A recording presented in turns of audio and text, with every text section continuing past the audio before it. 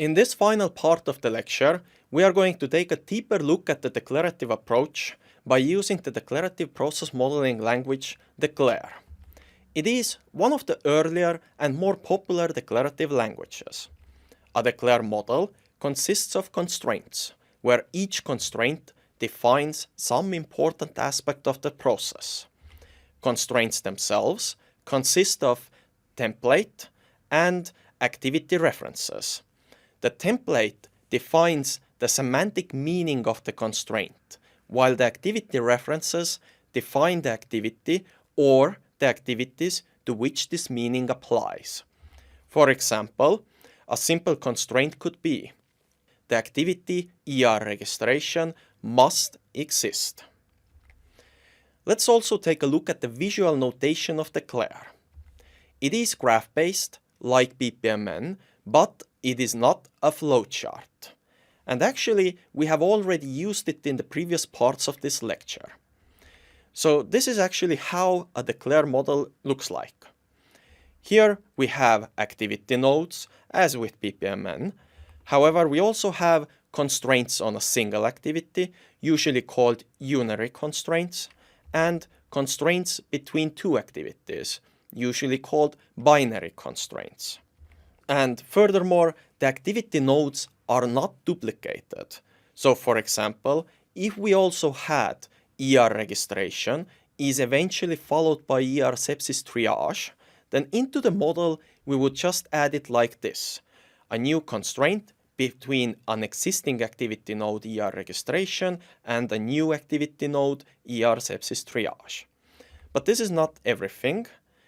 What we also need to notice is that the model can be disconnected. So we can easily add admission NC and CRP must coexist. We can also have activities that appear without any constraints. Mostly this is done for informative purposes, but it can be otherwise useful as well. For example, we could say that IV antibiotics can occur in the process, but it's not required and it isn't involved in any of the constraints. So let's now take a look at the declare template types. And there are two main types. One is the unary templates, and those are used to define the cardinality or position of an activity. For example, existence A. This would mean that A occurs at least once, or exactly 2A. This would mean A occurs exactly twice, or absence 3A, and this would mean A occurs at most twice. And when it comes to positions, we have two constraints, which are init A, which would mean that A occurs first, or we could have end A, which would mean that A occurs last. When it comes to binary declare templates, then things are a bit more involved. Those are used to define a relation between two activities. For example, response AB would mean that if A occurs, then B occurs after A. We could also have alternate response, which would mean that each time A occurs, then B occurs afterwards before A reoccurs. Or chain response, which would mean that each time A occurs, then B occurs immediately afterwards. Here note that the ends of the lines or the arcs are pretty much the same. Those ends correspond to the response constraints. However, here we also have alternate and chain, and those are represented by, respectively, 2 lines and 3 lines. Some additional examples would be succession AB. A occurs if and only if it is followed by B. Note here that the ends of the arc are now different, and we can actually have alternate and chain succession as well. And this would be represented either double line or a triple line. We can have also a not succession, meaning that A can never occur before B. And actually all binary templates can be negated, including the alternate variants and the chain variants.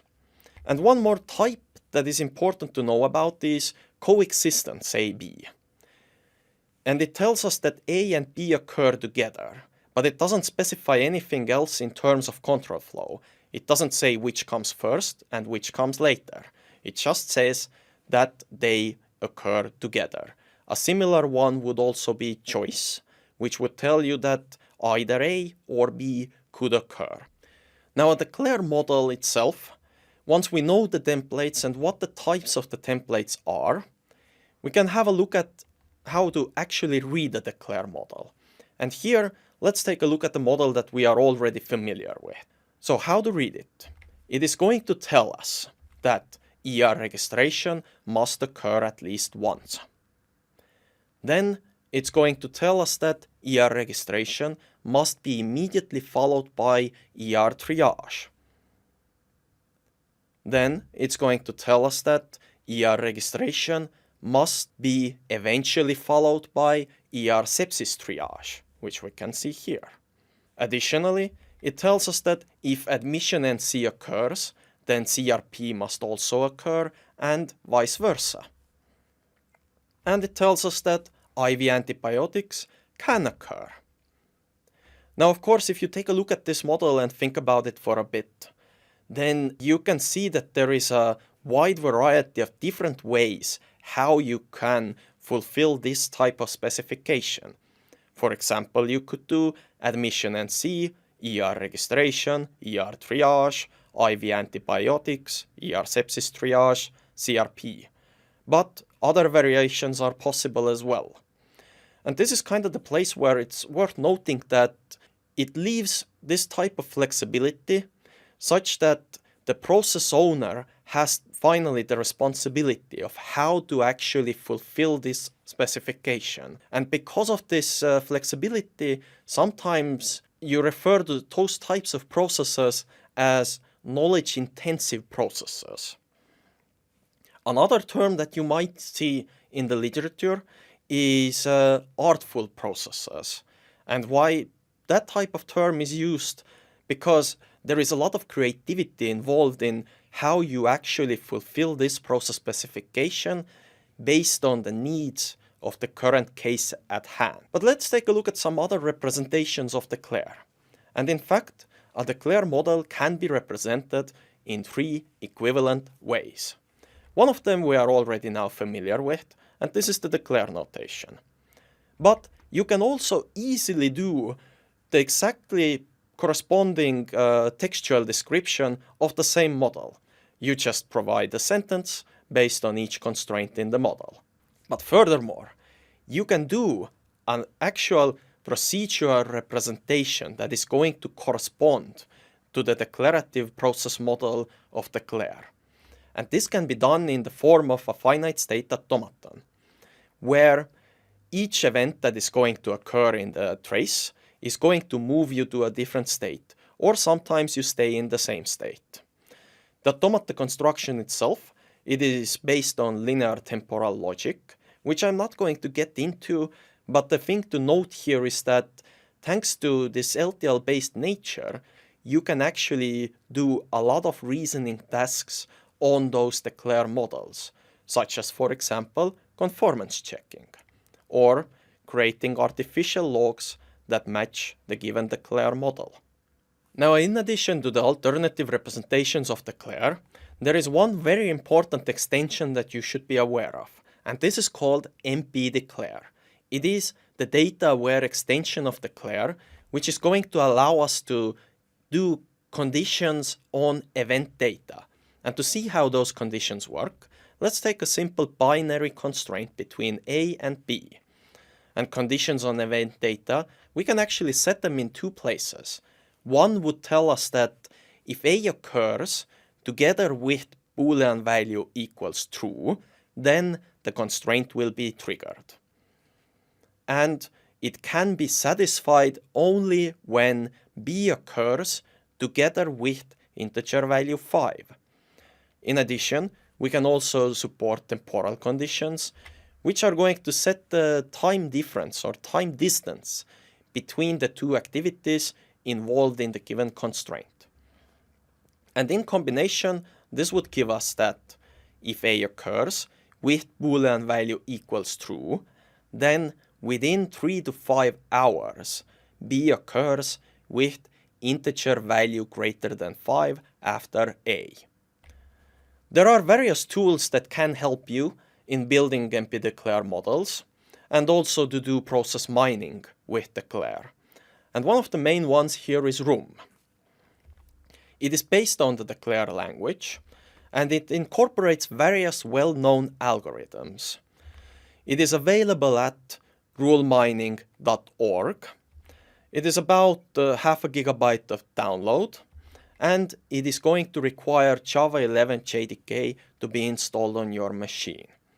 However, once you install it and also download Room, Room itself doesn't require any installation, by the way, then with Room, you can pretty much do all of the process mining approaches that we have discussed in this course.